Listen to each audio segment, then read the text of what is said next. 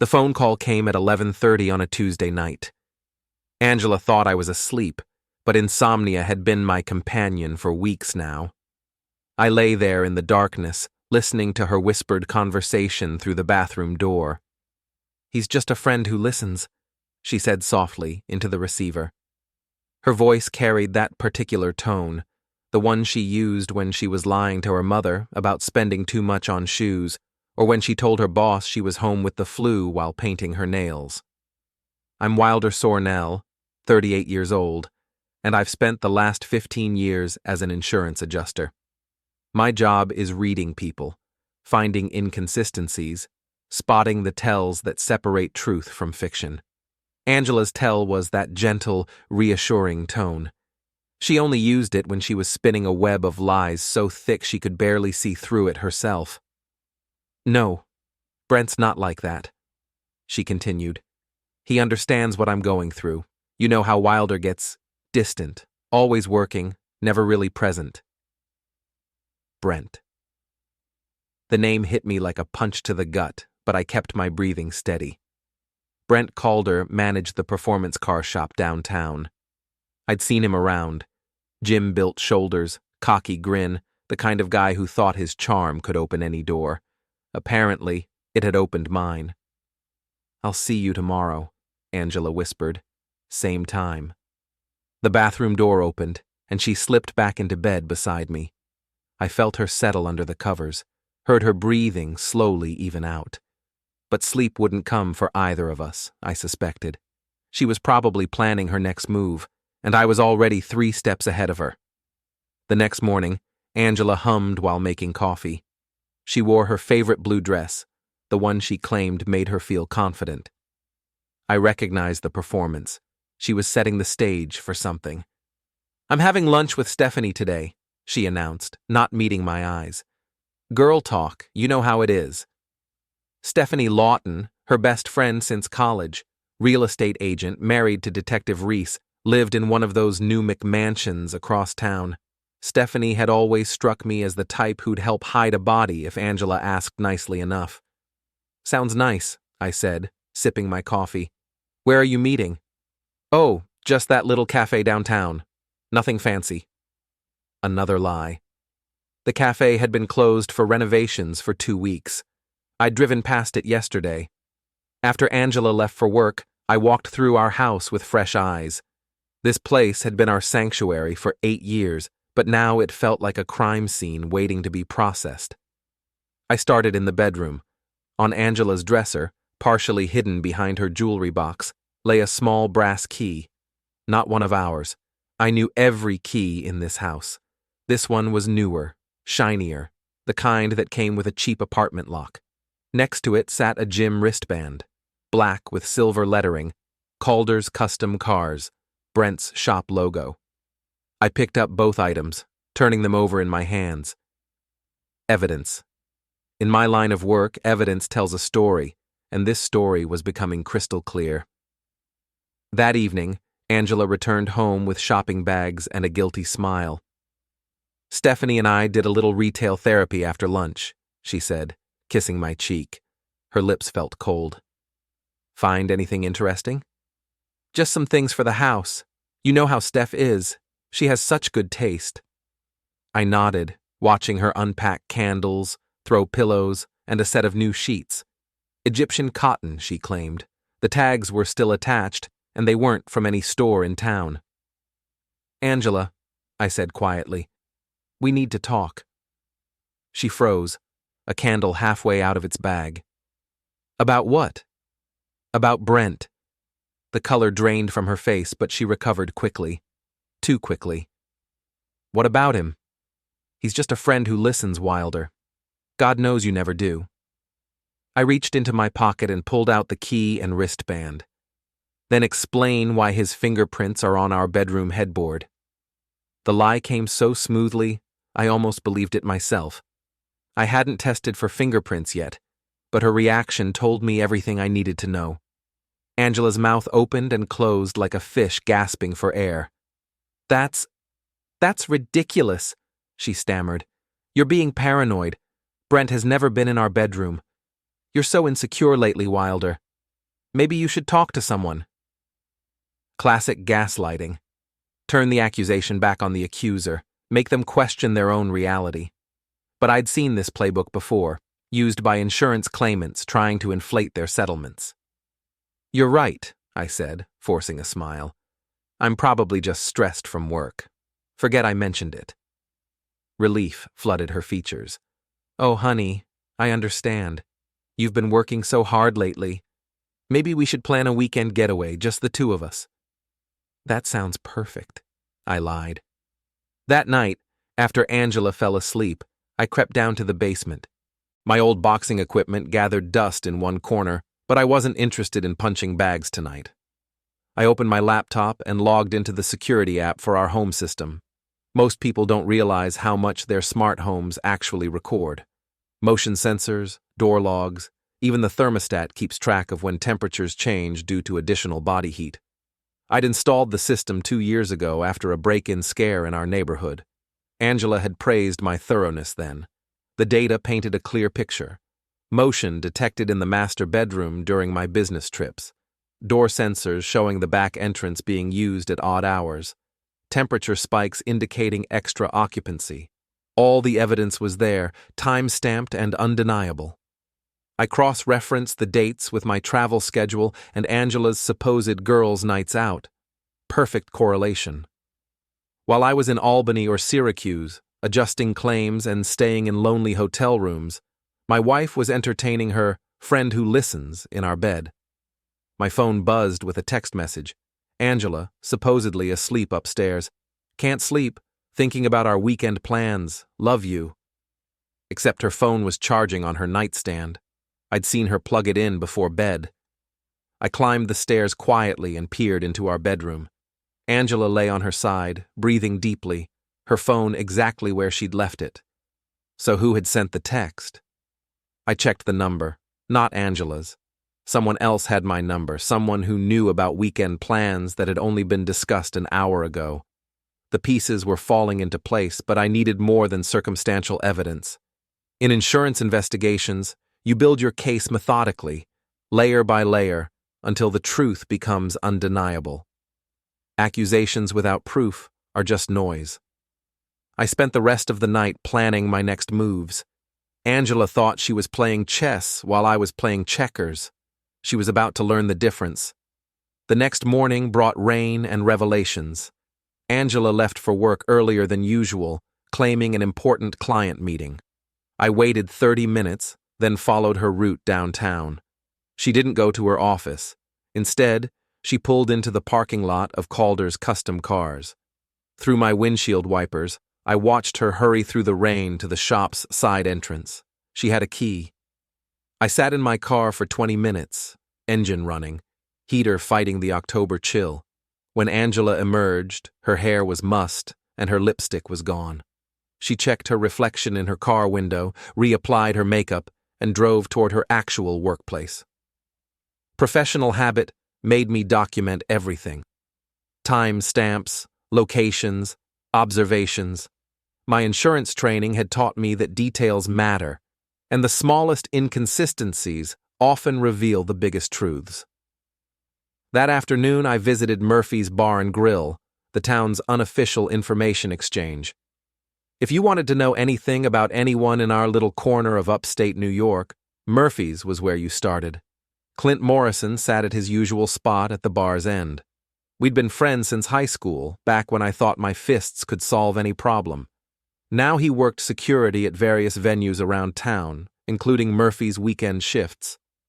Wilder? He nodded as I took the adjacent stool. Usual? Just coffee today. I'm driving. Clint raised an eyebrow but didn't comment. We sat in comfortable silence for a few minutes, watching the afternoon crowd filter in. Construction workers, shop owners, retirees with nowhere else to be. You hear anything interesting lately? I asked casually. Depends what you're fishing for. Brent Calder. What's his story these days? Clint's expression shifted slightly. In our line of work, his security, mine investigations, we'd developed an understanding about information sharing. Funny you should ask, he said quietly. Brent's been running his mouth lately, bragging about some married woman he's been seeing, claims he's got her wrapped around his finger. My coffee suddenly tasted bitter. He mention any names? Nah, but he's been flashing cash lately. New watch, talking about upgrading his apartment. Either his business is doing real well, or someone's being very generous. I thought about Angela's recent shopping trips, her new interest in helping with our finances. She'd been asking about my work schedule more frequently, always with that same innocent tone. He say anything else? Clint leaned closer. Word is, he's got some kind of trophy from her place, something he shows off to the guys when they're drinking, makes jokes about married women being grateful for attention. My hands clenched around the coffee mug. The old boxing instincts whispered violent suggestions, but I pushed them down. Violence was messy, unpredictable. I needed precision. Thanks for the heads up, I said, leaving a 10 on the bar. Wilder, Clint called as I stood to leave. Whatever you're thinking, be smart about it. I drove home slowly, taking the long route past Stephanie's house. Her car wasn't in the driveway, but there was a black pickup truck I recognized. Brent's vehicle, the one with custom rims and an obnoxiously loud exhaust. So Stephanie was involved too, the loyal best friend, providing cover stories and alibis. I wondered how much Detective Reese knew about his wife's extracurricular activities. At home, I found Angela in the kitchen, preparing dinner with unusual enthusiasm. How was your day, honey? She asked, not turning around. Productive. Closed a case I've been working on for weeks. That's wonderful. I'm making your favorite, pot roast with those little potatoes you like. She was overcompensating, laying the loving wife act on thick. Guilt was making her generous with affection and attention. What's the occasion? Can't I just want to do something nice for my husband? She turned then, and I saw the slight bruise on her neck. Small, circular, the kind that comes from enthusiastic attention. She'd tried to cover it with makeup, but my trained eye caught the discoloration.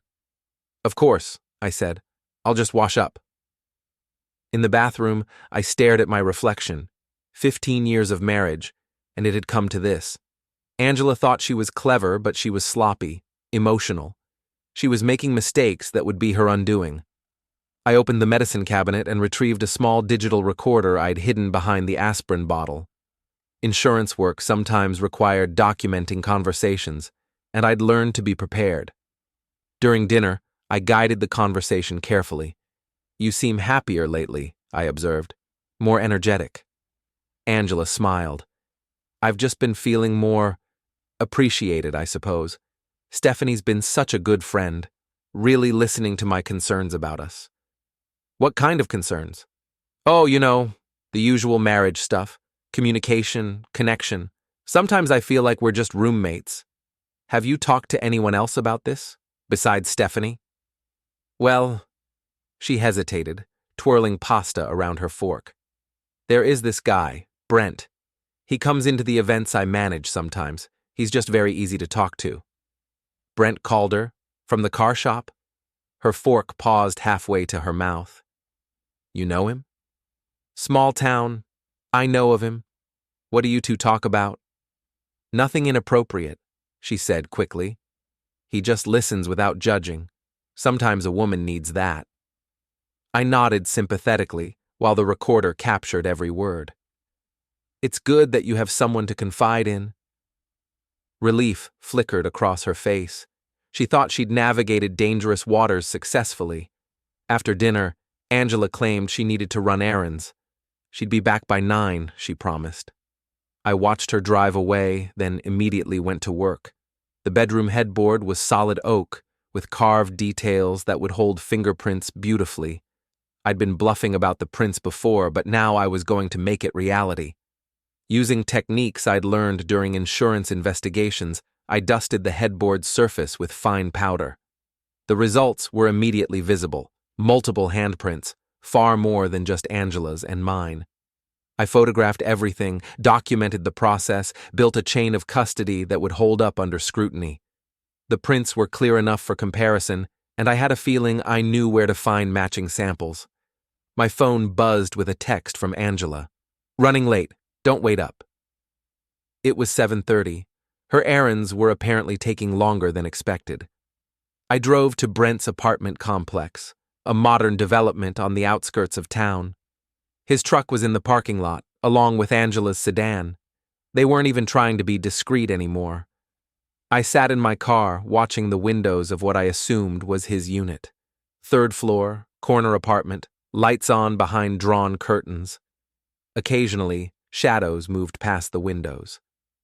At 9:15, Angela's car left the parking lot. I followed at a distance as she drove to the grocery store, bought a few random items, then headed home, establishing her alibi, creating a paper trail for her supposed errands. When she arrived home, I was sitting in my chair, reading. "Sorry I'm late," she said, holding up a grocery bag. "The store was packed." "No problem. How were your errands?" "Fine, just boring stuff. You know how it is." I knew exactly how it was, but soon, so would everyone else. Thursday morning brought the first real test of my investigation skills. Angela left for work at her usual time, but I'd taken a personal day. I had research to conduct. My first stop was the county clerk's office. Public records are an investigator's best friend, and I needed to understand the full scope of what I was dealing with. Property records, business licenses, marriage certificates, all available to anyone willing to spend time digging. Brent Calder had been in town for 3 years. Single, no previous marriages on record. He'd started his car shop with a substantial cash investment that seemed inconsistent with his previous employment history. Someone had backed him, but the financial records were carefully structured to hide the source. More interesting was Stephanie's involvement. Her real estate company had handled the lease on Brent's shop, his apartment rental, and several other properties around town. She'd been very helpful to the newcomer, perhaps too helpful. I spent 2 hours cross-referencing dates and transactions.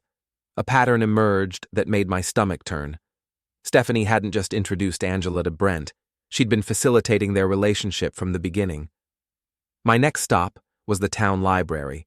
Their computers provided anonymous internet access, and I had some digital digging to do. Social media profiles, business reviews, local newspaper archives, information that would help me understand my opponents.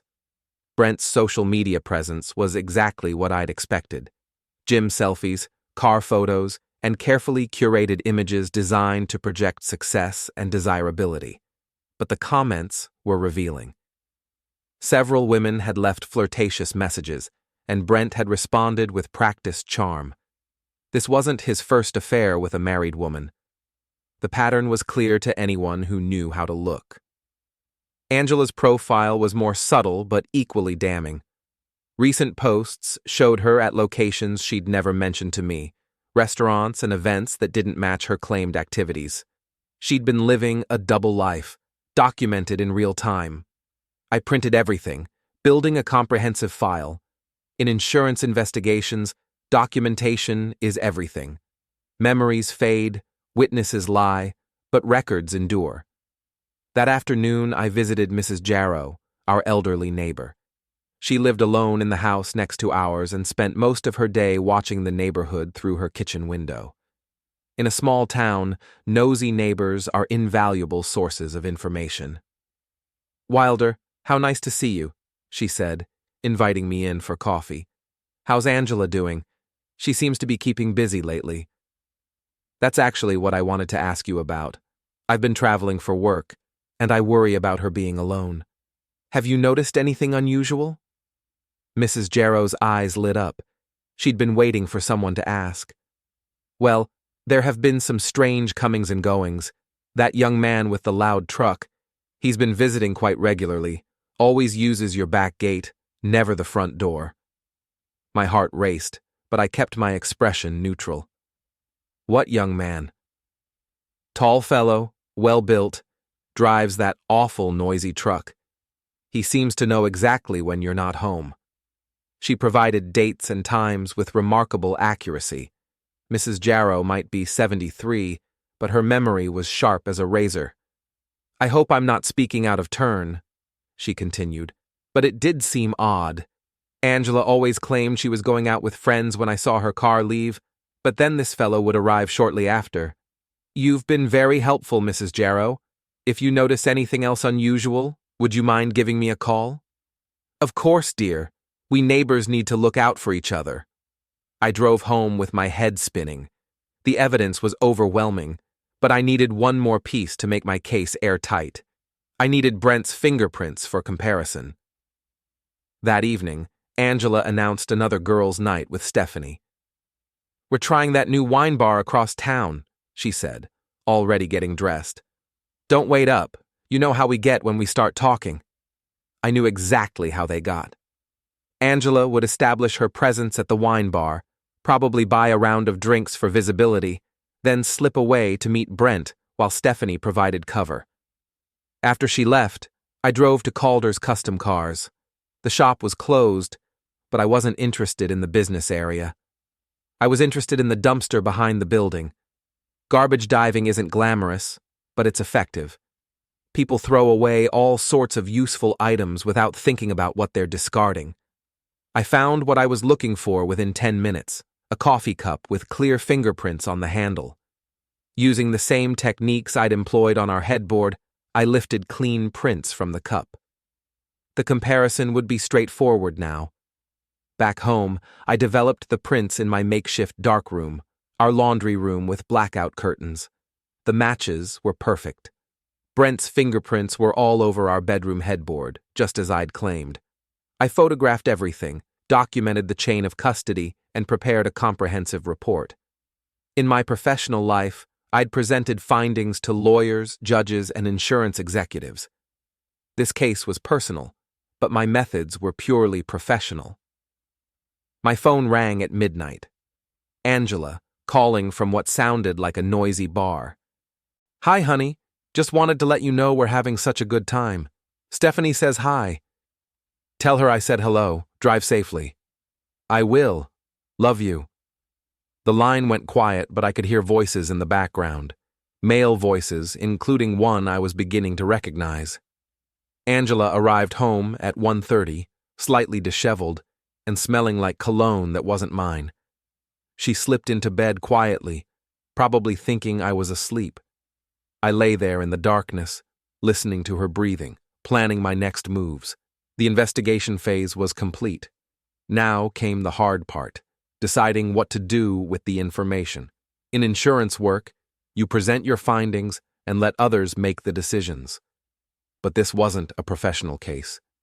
This was my life, my marriage, my future. The decisions were mine alone. Angela had chosen to betray our vows, to lie to my face, to bring another man into our bed. She'd enlisted her best friend as an accomplice and turned my home into a stage for deception. But I had advantages she didn't know about. Professional skills, methodical thinking, and most importantly, patience. Angela was acting on emotion, making mistakes. I was building toward something bigger. The next phase would require careful timing and precise execution. I had one chance to get this right, and I intended to make it count. Friday brought unseasonably warm weather and Angela's most ambitious lie yet. She announced that Stephanie had invited her to a weekend spa retreat in the Adirondacks. Just us girls, relaxing and reconnecting, she said, packing a bag with more lingerie than any spa weekend required. I'll be back Sunday evening. That sounds wonderful, I replied, helping her load the car. You deserve some relaxation. She kissed me goodbye with what seemed like genuine affection. Perhaps guilt was making her sentimental, or maybe she was just relieved to have an entire weekend for her deception. I waited until her car disappeared around the corner, then immediately got to work. My first call was to Clint. I need a favor. Are you working this weekend? Saturday night at Murphy's. Why? I might need backup. Nothing violent, just witness support. You finally ready to deal with your situation? More than ready. My second call was to Marty Kowalski, my old boxing coach. He was retired now, spending his days at Murphy's and his evenings telling stories about fighters who might have been champions. More importantly, he had connections throughout the town and a flexible relationship with conventional morality. "Marty, it's Wilder. I need some help with a problem." "What kind of problem?" "The kind that requires creative solutions and discretion." "I'm listening." I outlined my situation without going into specifics. Marty had been married 3 times and divorced twice, so he understood relationship complications. "You want my advice?" he said. "Don't get mad, get even, but be smart about it." "That's exactly what I'm planning." Saturday morning, I drove to the spa resort Angela had mentioned. A quick conversation with the desk clerk confirmed what I already knew. No reservation for Angela Sornel or Stephanie Lawton. No spa weekend, just another elaborate lie. I spent the afternoon at Murphy's, nursing coffee and gathering intelligence. Small towns run on gossip, and I needed to understand the full scope of Angela's deception. The picture that emerged was worse than I'd imagined. Angela and Brent hadn't been subtle about their relationship. Half the town suspected something, but nobody had said anything to me directly. Small town politeness, or maybe they just felt sorry for the clueless husband. "Everyone knew but me," I said to Clint during a quiet moment. "We figured you knew, and we're handling it privately," he replied. "Nobody wants to be the messenger in situations like this." That evening, I put my plan into motion. I'd learned that Angela and Brent were spending the weekend at a cabin owned by one of Stephanie's clients. Secluded, private, perfect for a romantic getaway. I didn't go to the cabin. Instead, I went to Brent's apartment. His building had minimal security, and his apartment was on the 3rd floor with a fire escape. My old boxing training had kept me in decent shape, and climbing 3 stories wasn't difficult. I wasn't there to steal or vandalize. I was there to plant evidence. In Brent's bedroom, I placed a small digital recorder, voice-activated and nearly invisible. In his living room, I positioned a tiny camera with a clear view of the main area. Both devices were commercially available, the kind used for home security. I also left a small gift, a manila envelope containing copies of the fingerprint analysis, photographs of Angela entering his apartment, and a simple note: "I know everything. We need to talk." Then I went home and waited. Sunday evening arrived with thunderstorms and drama. Angela returned from her spa weekend, looking relaxed and happy. She'd apparently had a wonderful time reconnecting with Stephanie and felt refreshed. "You look great," I told her honestly. "The spa treatment really worked." "Thank you, honey. I feel like a new person." In many ways, she was right. The woman standing in our kitchen bore little resemblance to the person I'd married 8 years ago. That woman had been honest, loyal, committed to our relationship. This stranger was a skilled liar with flexible morals and expensive tastes. Monday morning brought the first crack in Angela's facade. Her phone rang during breakfast, and she answered without checking the caller ID. "Hello?" she said, then immediately went pale. I can't talk right now." She hung up quickly, but not before I heard the angry male voice on the other end. "Everything okay?" I asked innocently. "Just a wrong number," she said, but her hands were shaking. After Angela left for work, my phone rang. Unknown number, but I recognized the voice immediately. "We need to talk," Brent said without preamble. "I was wondering when you'd call." "You broke into my apartment. That's illegal." "Prove it, and while you're gathering evidence, explain to everyone why you have a married woman's fingerprints all over your bedroom." Silence on the other end of the line. "Meet me at Murphy's tonight," I continued. 7 o'clock. Come alone." "Or what?" "Or I start sharing my photo collection with your customers, your landlord, and anyone else who might be interested." He hung up, but I knew he'd be there. Men like Brent were predictable. All bluster until someone called their bluff. That afternoon, I received a text from Angela. "Working late tonight. Don't wait up." She was probably planning to warn Brent about our conversation, coordinate their stories, maybe even plan some kind of counterattack. But I'd been planning this confrontation for days, and I was ready for anything they might try. At 7 o'clock sharp, I walked into Murphy's. Brent was already there, sitting at a corner table, looking like he'd rather be anywhere else.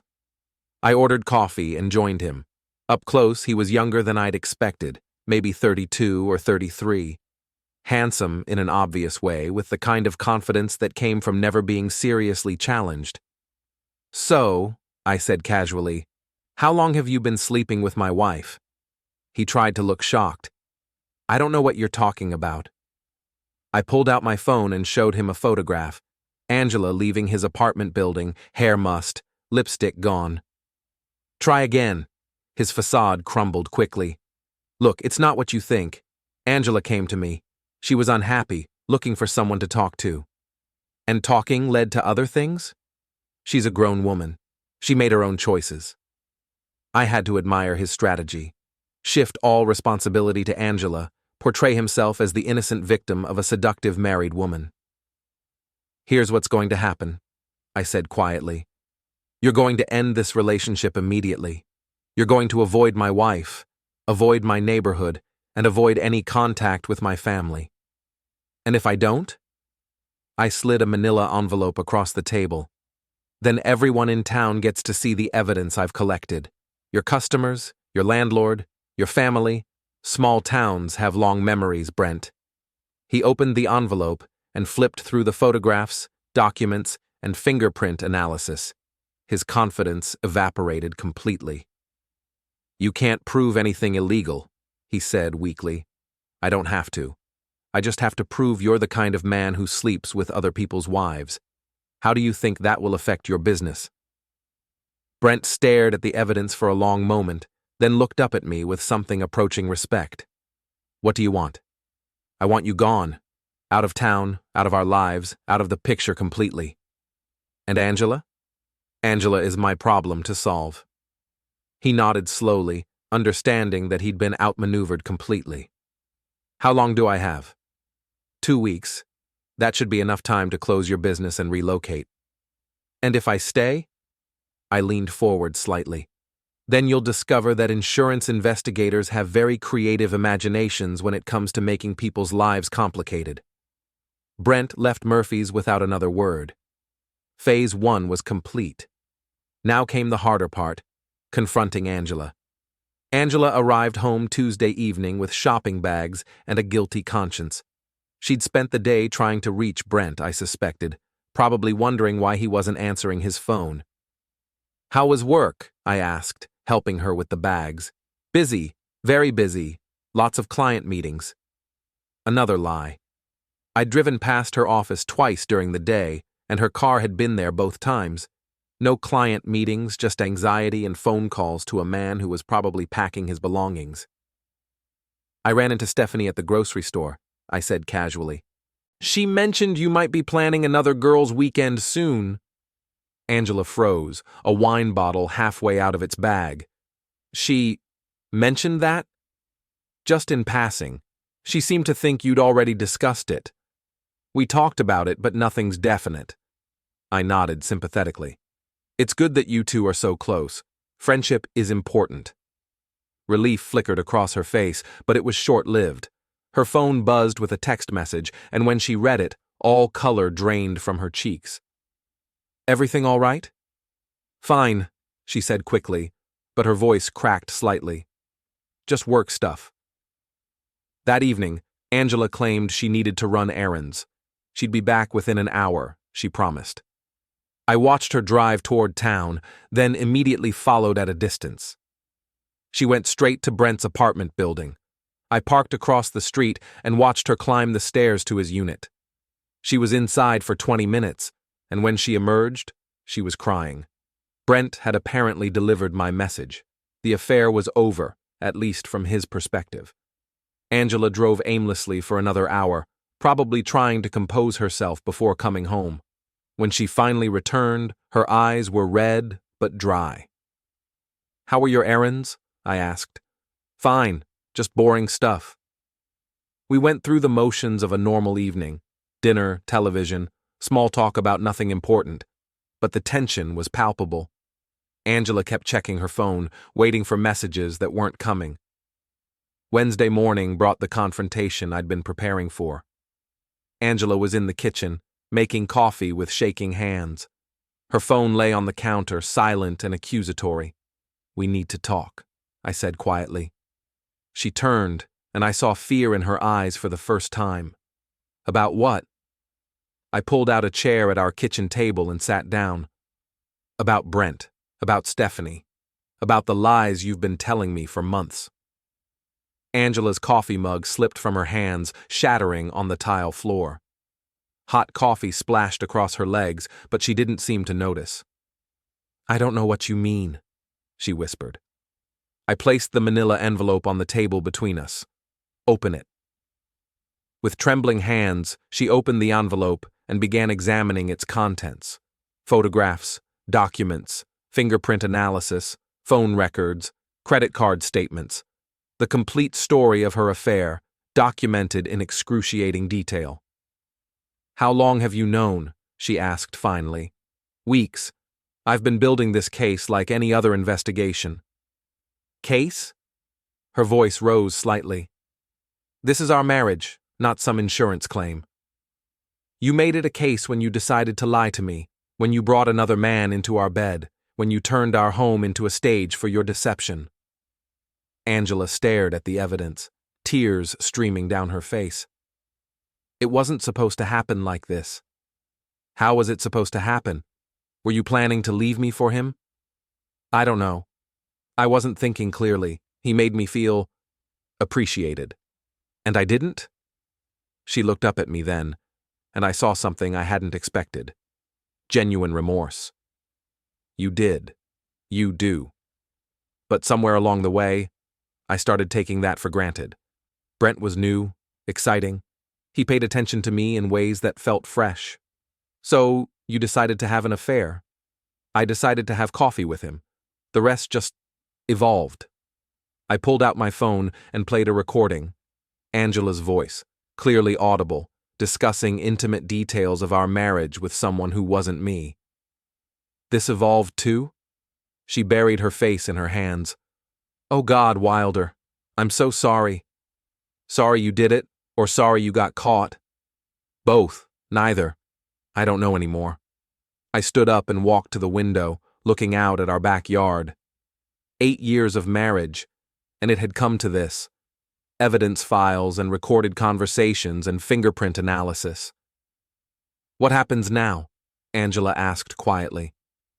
"That depends on you." "What do you mean?" I turned back to face her. "I mean you have choices to make. About our marriage, about your future, about who you want to be." "And if I choose us? If I choose to fight for our marriage?" "Then we'll see if that's possible. But first, you need to understand something. I know everything, Angela. Every lie, every secret meeting, every text message. If you want to salvage this relationship, it starts with complete honesty." She nodded, wiping tears from her cheeks. "What do you want to know?" "Everything, from the beginning." For the next 2 hours, Angela told me the complete story.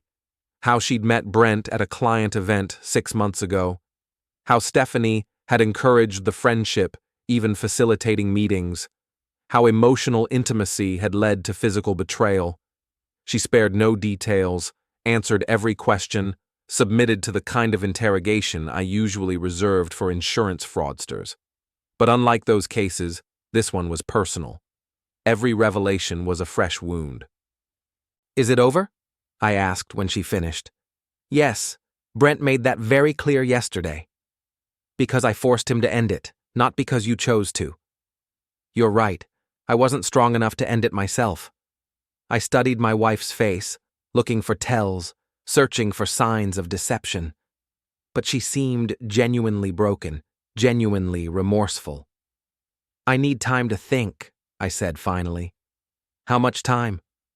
"I don't know. This isn't something we can fix with a conversation." Angela nodded. understanding that her choices had consequences beyond her immediate gratification. "Can I ask you something?" she said quietly. "What?" "How did you stay so calm through all of this? Most men would have confronted me immediately, or thrown me out, or what?" "I don't know. Something more dramatic." I considered her question carefully. Because drama doesn't solve problems. Evidence does. Planning does. I needed to understand the complete situation before I could decide how to respond. And now that you understand, now I decide whether our marriage is worth saving. The weight of that statement settled over both of us. 8 years of shared history, reduced to a cost-benefit analysis. But that's what Angela had done to us. She'd turned our relationship into a transaction, weighing her immediate desires against long-term commitments. Now, I was forced to make the same calculation. "I love you," she said desperately. "I know I have a terrible way of showing it, but I do love you." "I know," I replied. "But love isn't enough anymore. Trust is earned, and you've spent months destroying mine." "Can I earn it back?" "I don't know. We'll see." That afternoon, Angela went to stay with her sister in Albany. She needed space to think, she said, and I needed space to decide our future. For the first time in months, our house was quiet. No lies, no deception, no performance of marital happiness, just silence and the weight of decisions yet to be made. I sat in my chair, surrounded by evidence of my wife's betrayal, and tried to imagine what came next. 3 days of solitude gave me clarity I hadn't expected. The house felt different without Angela's presence. Not empty exactly, but honest. No more performances, no more careful navigation around topics that might reveal uncomfortable truths. On Friday evening, Angela called. "I've been thinking," she said without preamble. "And? I want to come home. I want to fight for us." "What does that mean exactly?" "It means I'm willing to do whatever it takes. Counseling, complete transparency, rebuilding trust from the ground up." I listened to her voice, searching for the tells I'd learned to recognize. But she sounded different, less performative, more genuine. "There are conditions," I said. "I'm listening." "First, complete honesty about everything. No more lies, no matter how small or insignificant they seem." "Agreed." "Second, you cut all contact with Stephanie. She facilitated this affair, and I won't have her in our lives." Silence on the other end of the line. "Angela? That's going to be difficult. We've been friends for 15 years. And she spent months helping you lie to me. Choose." "I choose us," she said finally. "I choose our marriage. Third, we're moving. I don't want to live in a house where you brought another man into our bed." "Where would we go?" "I've been offered a promotion, regional supervisor, based in Buffalo. It's a fresh start for both of us. I'd have to leave my job, my clients. Yes, you'd have to sacrifice something for our marriage, just like I'm sacrificing my pride and my trust." Another long silence. "Okay," she said quietly, "if that's what it takes." Angela returned home Saturday morning with a single suitcase and a different attitude. She moved carefully through our house, as if seeing it for the first time. Maybe she was. Seeing it through my eyes, understanding how her choices had contaminated our shared space. "I packed up everything in the bedroom," I told her. "We'll start fresh with new furniture, new sheets, new everything." She nodded, understanding that some damage couldn't be repaired, only replaced. That afternoon, we drove to Buffalo to look at apartments. The city was larger than our small town, more anonymous, a place where we could rebuild without the weight of local gossip and shared history. We found a 2-bedroom apartment in a converted warehouse, modern and clean. No memories, no associations, no ghosts of past mistakes. "I like it," Angela said, standing by the large windows overlooking the city. "It's a start," I agreed. The next few weeks passed in a blur of packing, paperwork, and careful conversations. Angela submitted her resignation, tied up loose ends with her clients, and began the process of rebuilding trust. She gave me complete access to her phone, her email, her social media accounts. She provided detailed schedules of her activities and invited verification of her whereabouts. It was invasive and uncomfortable, but necessary. I accepted the promotion and began transitioning my cases to other adjusters. The work would be similar but broader in scope, supervising investigations across Western New York rather than handling individual claims. 3 weeks after our confrontation, we received unexpected news.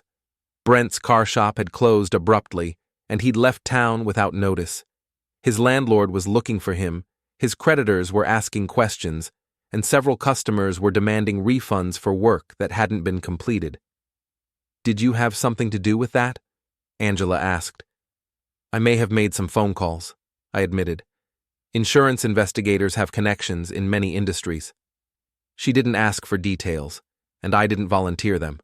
Some aspects of my profession were better left unexplored. Stephanie's real estate business also faced unexpected scrutiny. Someone had filed complaints with the state licensing board, questioning several of her recent transactions. Her marriage to Detective Reese was reportedly strained, and she'd been seen meeting with divorce attorneys. "I feel bad about Stephanie," Angela said one evening while we packed dishes. "Do you?" "She was my friend. Whatever else happened, we had 15 years of friendship." "She was your accomplice. There's a difference." Angela considered this. "You're right. I hate that so many people got hurt because of my choices. Actions have consequences. You're learning that now." Our last week in town was quiet. We avoided Murphy's and other local gathering places, minimizing contact with neighbors and acquaintances. The moving truck was scheduled for Friday, and we'd drive to Buffalo on Saturday morning. Thursday evening, Mrs. Jarrow knocked on our door. "I heard you were leaving," she said, holding a plate of homemade cookies. "New job opportunity," I explained. "Fresh start." She studied Angela with sharp eyes. Sometimes a fresh start is exactly what a marriage needs. After she left, Angela turned to me with tears in her eyes. "She knows, doesn't she? Mrs. Jarrow knows everything that happens in this neighborhood. But she's discreet." "I'm so ashamed, Wilder. Everyone must think I'm terrible." "What everyone thinks doesn't matter. What matters is what we do next." Friday morning, the movers loaded our belongings into a truck, 8 years of shared life, reduced to boxes and furniture. But as I watched our possessions disappear into the truck, I felt something unexpected. Relief. We were leaving behind more than just a house. We were leaving behind the lies, the deception, the careful performances that had defined our marriage for months. In Buffalo, we could be honest with each other, or we could fail honestly. Saturday morning, we drove away from our small town for the last time. Angela cried quietly as we passed familiar landmarks, mourning the life she'd destroyed with her choices. "Do you think we can make this work?" she asked as we merged onto the highway. "I don't know," I said honestly, "but I think we have a chance." "What kind of chance?" "The kind that requires work every day. The kind that depends on choices we haven't made yet." She reached over and took my hand. "I want to make the right choices this time. Then we'll see what happens." The highway stretched ahead of us, leading toward an uncertain future. Behind us lay the wreckage of trust and betrayal, small-town gossip and complicated consequences. But ahead lay possibility. The chance to rebuild something stronger than what we'd lost. The opportunity to create a marriage based on honesty rather than performance. I didn't know if we'd succeed. Love wasn't enough. I'd learned that lesson thoroughly. Trust had to be earned, respect had to be maintained, and commitment had to be chosen daily. But for the first time in months, I felt hopeful. Angela had faced the consequences of her choices and chosen to fight for our marriage. She'd sacrificed her job, her friendships, her comfortable life in our small town. Now it was my turn to choose. I could hold on to my anger and resentment, nurturing grievances until they poisoned any chance of reconciliation. Or I could choose to invest in the possibility of redemption. As we drove toward Buffalo, toward our uncertain future, I made my choice. I chose to try. The highway hummed beneath our tires, carrying us toward whatever came next. Behind us, the small town disappeared in the rearview mirror, taking with it the lies and betrayals that had nearly destroyed us. Ahead lay Buffalo, lay possibility, lay the chance to discover whether love could survive the complete destruction of trust. We drove in comfortable silence, two people who had learned the hard way that marriage was not a destination, but a daily choice. Angela had made her choice when she decided to fight for us. I had made mine when I decided to let her try. The rest would depend on choices we hadn't made yet, in a city where nobody knew our story, where we could write new chapters without the weight of old mistakes.